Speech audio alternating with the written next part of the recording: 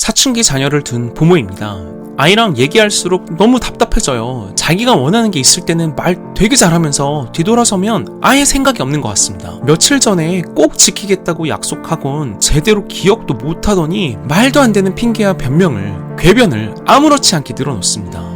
아이를 믿고 기다려주는 마음으로 좋게 따뜻하게 말을 하려고 하지만 오히려 아이는 부모에게 적반하장, 무례하게 막말도 합니다. 결국 서로 상처받죠. 점점 아이와 대화를 하기가 싫어져요. 제가 문제인 걸까요? 남들과는 한 번도 이런 적이 없었는데 내 아이와의 소통은 왜 이렇게 힘든지 모르겠어요. 아이의 잘못을 지적하기 전에 공감 먼저 해주라는데 이해가 안 가는데 억지로 공감을 하는 것도 고역입니다. 엄청 노력하고 공감해줘도 결국엔 다시 엉망진창이 되어버립니다. 사춘기 자녀와의 소통 정말 쉽지 않습니다. 매번 시도해도 뜻대로 되지 않고 감정 싸움으로 번지거나 심한 경우 대화 단절까지 이어지는 상황 많이 경험해 보셨을 것입니다. 아이와 제대로 소통이 안 된다고 느낀 게 2주가 넘었다면 이미 상호 간의 문제는 고착화 된 것입니다. 그리고 만약 이런 기간이 2개월이 넘었다? 문제는 심각한 상황이며 그간의 방식으로 대화가 개선될 가능성은 무척 낮은 상황입니다. 아이와 합리적인 대화가 가능하려면 그만큼 아이가 성장해야 하는데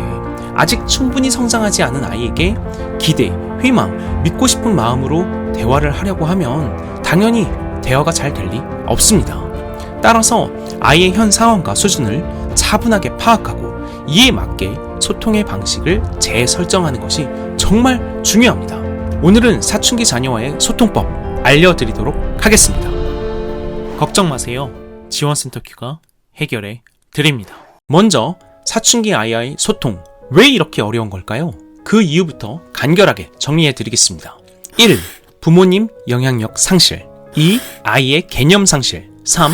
부모의 감정적 대응. 1. 부모님 영향력 상실. 초등학교 1, 2학년까지는 아이에게 부모의 가치가 가장 중요합니다. 아이에게 부모님은 너무나 중요하고 소중한 존재인 거죠. 부모님이 아이에게 아이야 이거 해야 돼, 이건 하면 안 돼, 말 안 들으면 엄마, 아빠 안 놀아줄 거야? 라고 하면 아이는 엄마, 아빠가 너무 소중해서 부모 말을 따르려 합니다. 하지만 초등학교 3, 4학년이 되면서 아이에게는 부모 가치보다 또래 집단 가치가 중요해지기 시작하고 중학생이 되면 아이에게 부모 가치는 거의 의미가 없어져 갑니다. 이러면 엄마 화낼 거야, 아빠가 안 된다고 했지, 혼난다 라고 해도 뭐 어쩔? 화내건 말건 무슨 상관이야 라며 부모의 말을 무시하죠. 또래 가치가 중요해지면서 외향적 아이는 친구들, 내향적 아이들은 스스로 좋아하는 취향에 집중하며 부모를 무시하기도 하고 제멋대로 행동하려 합니다. 2. 아이의 개념 상실. 이 시대의 가장 큰 문제의 원인은 바로 인터넷, 모바일 컨텐츠입니다. 유튜브, 인스타, 틱톡으로 대표되는 수많은 온라인 컨텐츠의 자극성은 심각할 정도로 문제가 많습니다.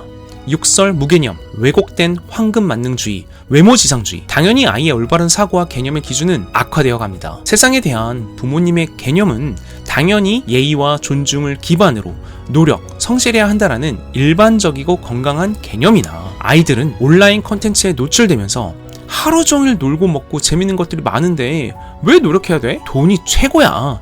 돈만 많으면 돼. 누구는 금수저로 태어나서 평생 부자로 살면서 명품에, 좋은 거에, 비싼 거 실컷 누리는데 왜 우리 집은 안 그래? 우리 부모 한심해. 잘생기고 이쁘면 세상 쉽게 사는데 이렇게 다들 쉽게 돈 번다는데 나도 일확천금 할 수 있다고. 유튜버, 틱토커로 먹고 살면 되지. 공부할 필요 없어. 라는 생각에 쉽게 빠지고 이런 생각을 강화시켜갑니다. 3. 감정적으로 대응하는 부모. 이렇게 아이와 부모의 개념의 간극은 심각하게 벌어지는데 부모님은 여전히 아이에 대한 사랑과 기대로 감정적으로 아이를 이해하고 대응하려 합니다. 아이가 어릴 때, 즉 부모의 가치가 가장 아이에게 중요할 때, 아이가 부모에게 잘했고 귀엽고 사랑스러운 때를 떠올리며 다시 그런 모습을 보여줄 거야 라는 환상을 갖고 있습니다. 그죠? 지금도 그런 생각하시죠? 그래서 아이가 한 번이라도 좋은 얘기를 하면 그것에 의미부여를 하고 앞으로 잘하리라, 우리 아이는 약속을 지킬 거야 라는 기대를 합니다. 하지만 이건 환상이죠. 실제로 그렇게 하지 않습니다. 그럼 또 배신감과 실망에 빠져 감정이 심하게 출렁거리면서 아이를 혼내다 감정이 폭발해요.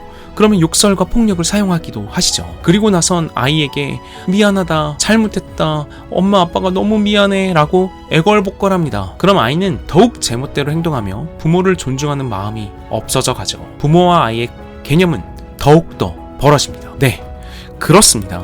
안타깝게도 부모님께서 아이를 아끼고 사랑하는 마음, 기대하고 믿고 싶은 마음이 더욱 아이를 흐트러뜨립니다. 그럼 어떻게 대처해야 할까요? 우선 아이의 기질을 파악해 이에 맞춰 대응해야 합니다. 외향형, 내향형을 나눠 대응하는 것을 강력히 추천드립니다. 1.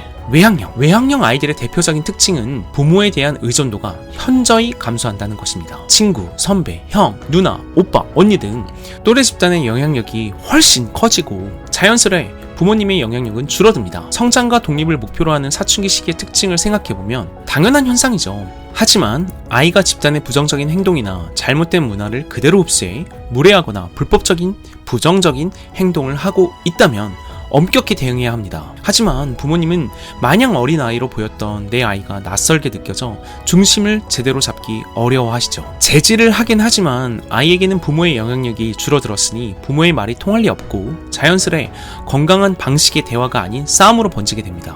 결국 싸움을 피하기 위해 대화가 단절되고 가까이 지내는 시간도 부족해지며 가족 간의 거리감이 생길 수밖에 없습니다. 이 상황에서 화가 날 수밖에 없지만 외향형 아이들에게 화내는 감정은 배제하셔야 합니다. 오히려 차분하고 냉정하게 대응해야 합니다. 2. 내향형. 내향형 아이들은 흔히 알려진 것처럼 또래 모임에 속하기보다는 혼자 혹은 소수의 사람들과 시간을 보내는 것을 선호합니다.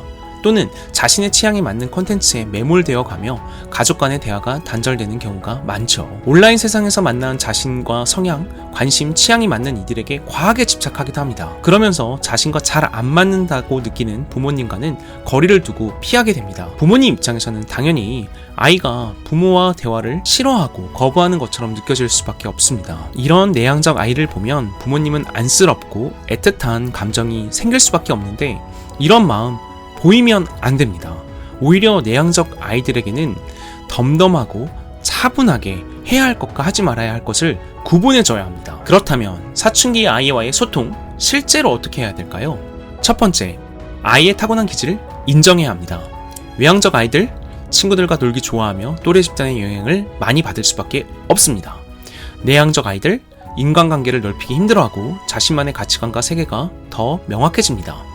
부모님의 기준 혹은 사회적 기준과 맞지 않을 가능성이 높아지죠. 그대로 인정하는 것이 우선시 되어야 합니다. 두 번째, 아이 성향에 맞춰 감정을 조절해야 합니다. 이게 정말 중요합니다. 다시 강조드릴게요. 외향형 아이들의 경우 화내는 감정을, 즉 부모님이 화가 나는 감정을 배제해야 합니다. 내향적 아이들은 부모님이 안쓰럽고 애틋한 감정이 생기는 것을 보여줘선 안 됩니다. 다시 외향적 아이들, 대화의 감정이 실리는 순간 싸움으로 번져 근본적인 문제를 해결할 수 없습니다. 언성이 높아지거나 감정이 드러나는 순간 대화를 중단한다는 약속을 스스로 갖고 계셔야 하고 지키셔야 합니다. 내향적 아이들은 안쓰럽고 애틋한 감정 배제하고 보여주면 안 됩니다. 아이가 적극적이지 못하고 사교적인 활동이 줄어든다고 생각해 걱정, 연민, 애틋한 감정을 표현할수록 아이는 오히려 부모님을 하대합니다.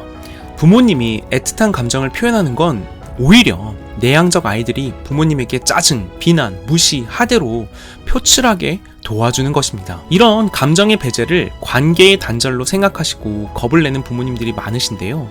감정에 휘둘리지 않고 아이가 바른 길로 나아갈 수 있도록 판단하고 결정하고 이끌어가는 것이 정말로 중요합니다. 부모님의 단호한 결심과 의지가 있어야만 아이의 변화가 시작됩니다.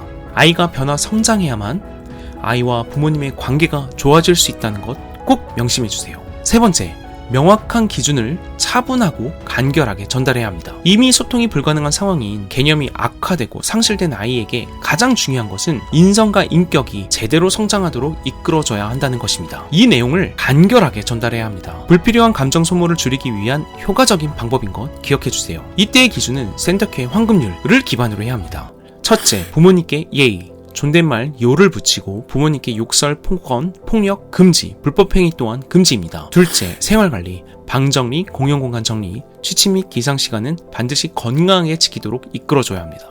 셋째, 실행 가능한 자개발, 즉 학습 시간의 누적을 꾸준히 지켜나가도록 도와줘야 합니다. 황금률에 대한 자세한 내용은 이전 영상에 많이 나와 있으니 꼭 참고해주세요. 황금률 안착을 이끌 때도 중요한 건 부모님의 감정을 조절하고 황금률이 아이를 위한 것임을 간결하고 제대로 인지시켜주는 것이 중요합니다.